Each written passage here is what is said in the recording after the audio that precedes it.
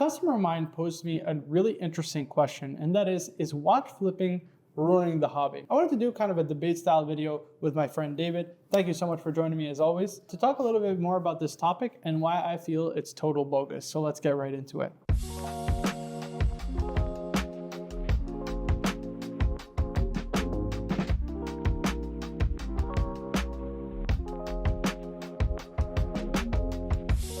So the term watch flipping, where does it come from, right?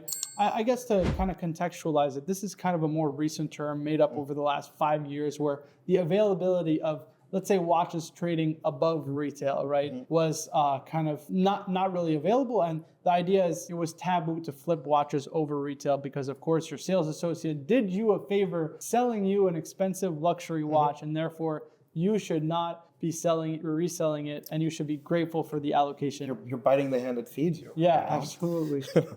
To me, it is, when I got into this industry, or I got into this hobby 10 years ago, right? Pretty much every watch under the sun was trading under retail. There was one watch that was not available at retail, and it was available, if you put a deposit down and just waited six-ish months, and that was a steel Daytona, right? Everything else was pretty much widely available and was trading under retail. This is a time when a Royal Oak was I think retail 17,000. I remember 17,000, right? Now it's well over 30. No, I remember when I got my first Rolex, I was back in Geneva, and there was a store across from where I worked, the Ponte Collection, shout out you guys, and they had a white Nautilus for 17 grand. And I was like, do I save another couple months and get that watch?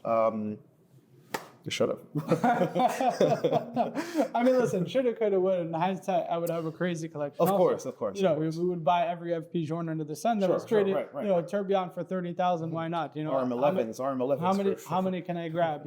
That's the idea. I mean, the term watch flipping really aggravates me because at the end of the day, this is your property. Sure. I buy a watch, it's my physical property. Whether I decide to flip it or keep it or sell it or pass it down to my children is totally irrelevant to the salesperson or the brand or the company. And I think it's affected way too many brands. For example, Audemars Piguet has really, I think, affected their collector base in a way that I think they've caused almost irreparable damage. I know so many high-end collectors who collected APs offshores, Royal Oak, even Code 1159s. They were starting to get into it, only to be told, hey, you haven't bought a code. Sure. You need to buy another one before you get a Royal Oak because we're doing you a favor. Or, we just found out you flipped your Royal Oak after buying 10 watches. We're going to blacklist you. I think these kind of games, and I think AP is probably the biggest culprit of them, and I think has done it to the most detrimental capacity, has really affected these brands. And again, I just don't understand the merits of saying flipping is a bad thing. I'm thinking from a perspective of the owner of the watch. I own the watch. I bought the watch with my physical hard-earned money. Who are you to tell me what to do with my physical property? Do these brands expect you to get buried with it,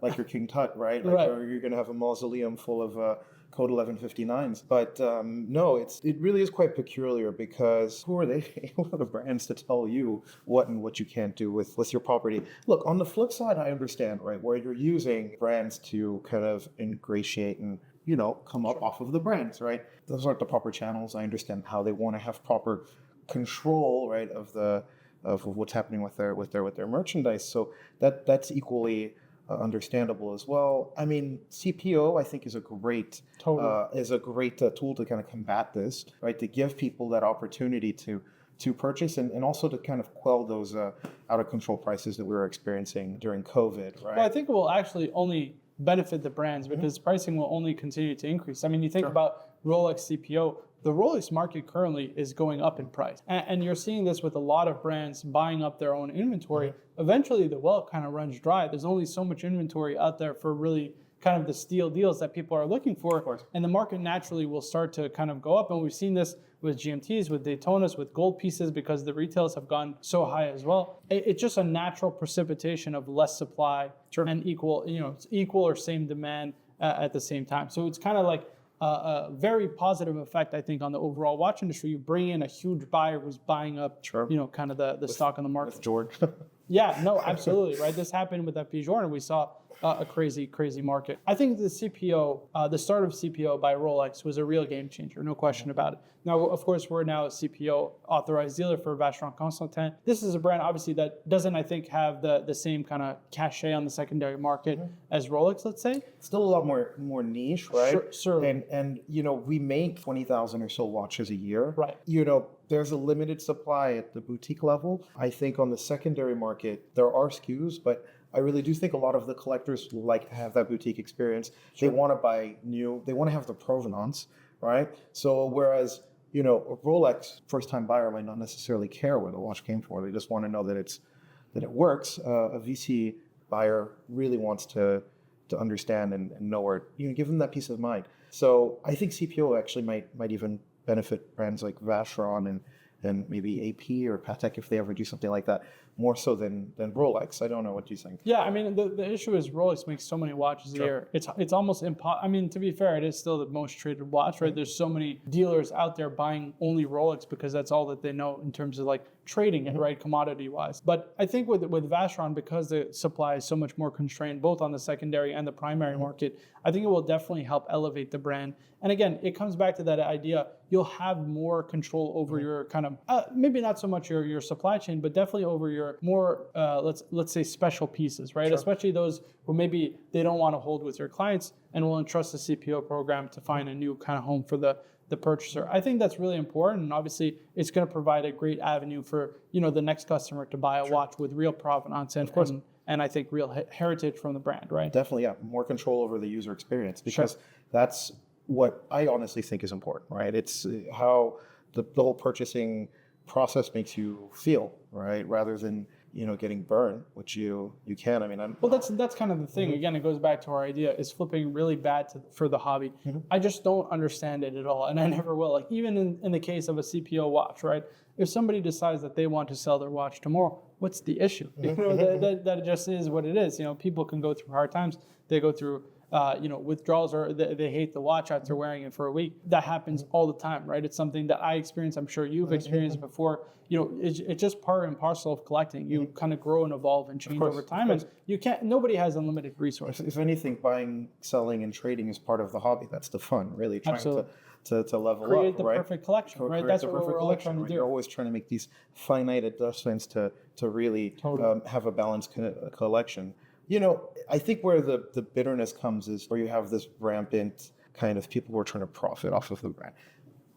Even before I got into the whole secondary market watch sales, if you will, I remember when the prices just started going insane. I would track things, and almost it was impossible. Day after day, they were going up 30%. Yeah, and I can understand so many guys, who are out there, work really hard. They want to buy something and they can't just because they're getting squeezed out turned away by the AD or anything. Yeah. No, turned away by the AD, turned away by these power players who are just gobbling everything up. I would equate it to maybe even having like housing shortage, right? Where you have VC guys who are private equity who's buying up all the stock, and you can't do anything. You're forced to go through them to get it after. So no, I think right now we're in a good place, right? I think prices are where they need to be, and I see them being stable, if not even they have been over the last 6 months-ish. Yeah. And again, the market is starting to claw back on certain pieces. I think the only brand that has been an underperformer really is AP, right? And when you think about it, again, it goes back to that conversation. I think that they've really harmed themselves over the last couple of years with the blacklisting, the non-flipping culture. Because again, their collectors are buying expensive watches. They can't keep everything. It's just part and parcel of collecting. It's you evolve and change, and your collection will change as a result. So I couldn't agree more with that sentiment. But at the same time, I look at it from an unbiased perspective. You have to allow your collectors to move in and out of stuff. It's just part of the watch hobby. Sure. I mean, there's one thing to actually get the allocation, get that watch, and then walk down the street and sell it. But another thing is, when that its usefulness has run out for you, by all means, you're not holding that. Perpetual calendar chronograph for the next generation, right? You might as well have equity tied up in that. Move it on. Keep the ball rolling. Different hands, totally. But this is an interesting conversation. I think it's certainly something I'd love to get people's feedback down in the comments. Do you think watch flipping is ruining the hobby? Personally, I don't see the merits to it. I never really understood the whole term behind flipping. It's your property. You can do what you want. But let me know down in the comments what you think. David, thank you so much for joining me. I always appreciate your feedback and, of course, being able to take the time to share your opinions with everybody. If you have any questions for David, please feel free to leave them down in the comments, and I'll leave his Instagram also in the description of the video, so you can go ahead and follow him if you aren't already. Thank you so much for watching. If you enjoyed this, please be sure to like the video, subscribe for more videos like this in the future. As always, my name is Marco from Berdeen's Jewelry, joined by David. We'll see you guys in the next one.